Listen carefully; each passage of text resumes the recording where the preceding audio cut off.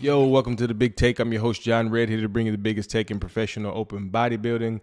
A couple days ago, I gave you guys my top 5 for the Arnold Classic. In order, it was Samson Dowd at 1, Derek Lunsford at 2, Andrew Jack at 3, William Bonac at 4, and Brandon Curry at 5. Now I'm going to give you my not top 5.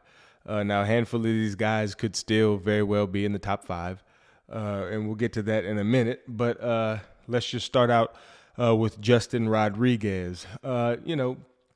Justin Rodriguez at this point, I think that he's still competing just because he loves the game and he's got the energy and the drive to keep doing it.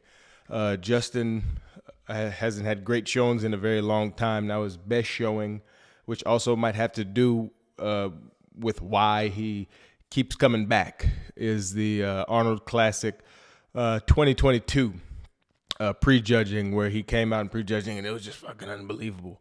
The dude just looked crazy. He was just blasting full. It was odd.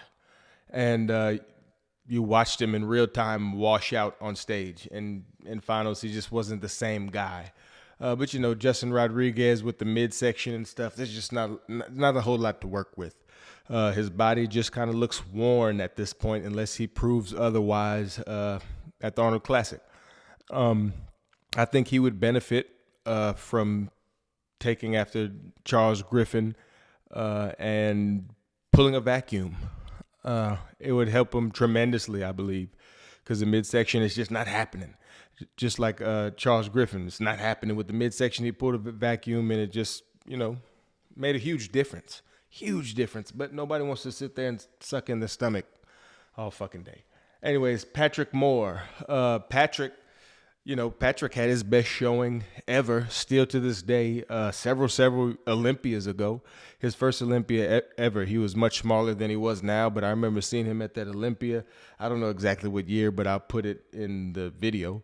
And it looked incredible. I was like, this is the fucking future. You know what I mean? But Patrick Moore, over the last few years, has just not progressed enough and improved enough for me to think that he's going to progress and improve enough to crack a top 5.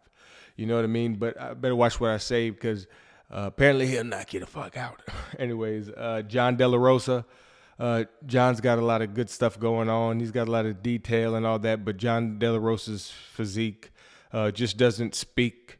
I'm going to be a very competitive bodybuilder at some point at the highest level. I just don't see it. He looked good in the Arnold Classic last year, specifically. What is it? The Arnold Classic UK. He looked good, but I just don't see it. Now, if he proves me wrong, that'd be awesome.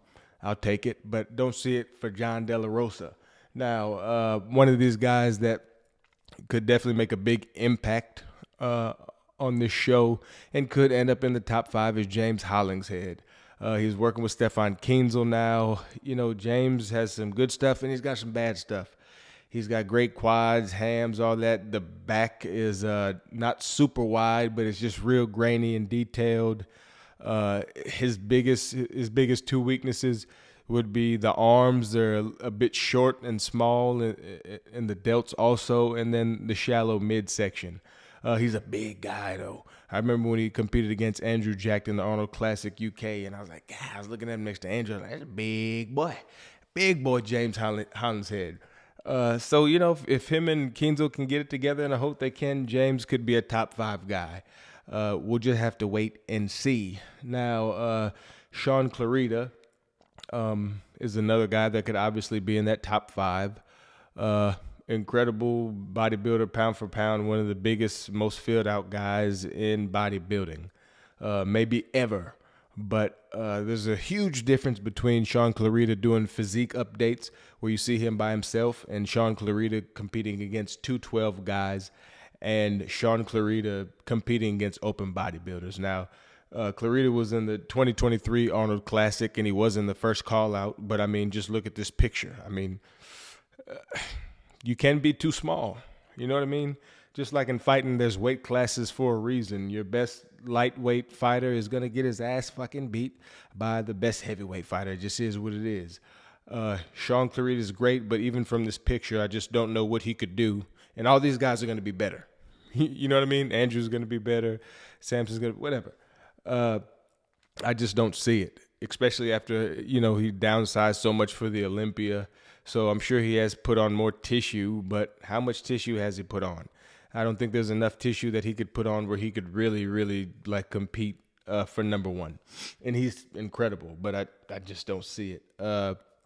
Akeem Williams, obviously another top 5 guy. Akeem Williams, lately in his updates and at the Arnold Classic UK last year, it looks great.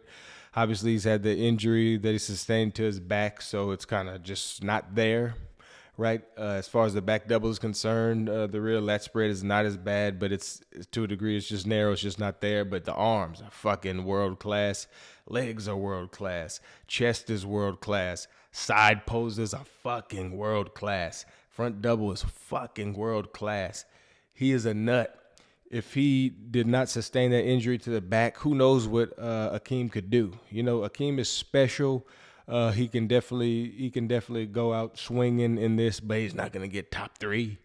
I just don't see that happening.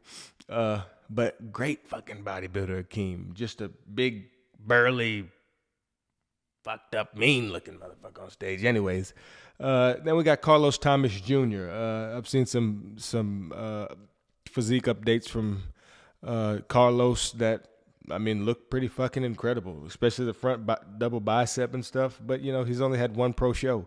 Mind you, in that pro show, he lost to, Andrew Jacked. So, you're taking a big bite, big pill to swallow, or in order to, I don't even know what the fuck I'm saying. Don't worry about it. But we'll just have to see. Carlos is a big, thick, shorter guy. Biggest weakness to me is just the tie-ins in the chest. In the front double bicep, they look good. But when he does like a most muscular, it just looks odd. No matter how many flies he does, he's just not going to fill that in. The chest is only going to go out. It's not going to get any closer together. That's just genetics. He's got huge legs. They kind of give me the Big Ramy kind of odd looking, bubbly looking feel. Obviously not kind of distorted like Big Ramy, but it's like they're huge, but there's not that much detail, but you can see the detail, but you can't, I don't know, it's weird. But he's another guy that could definitely be competitive in that top 5. But I'm still going to stick with the top 5 that I picked originally. Best luck to all of these guys. But anyways, I'm just going to drop that on you guys real quick. I'm John Red. This is Big Take. I'm coming back.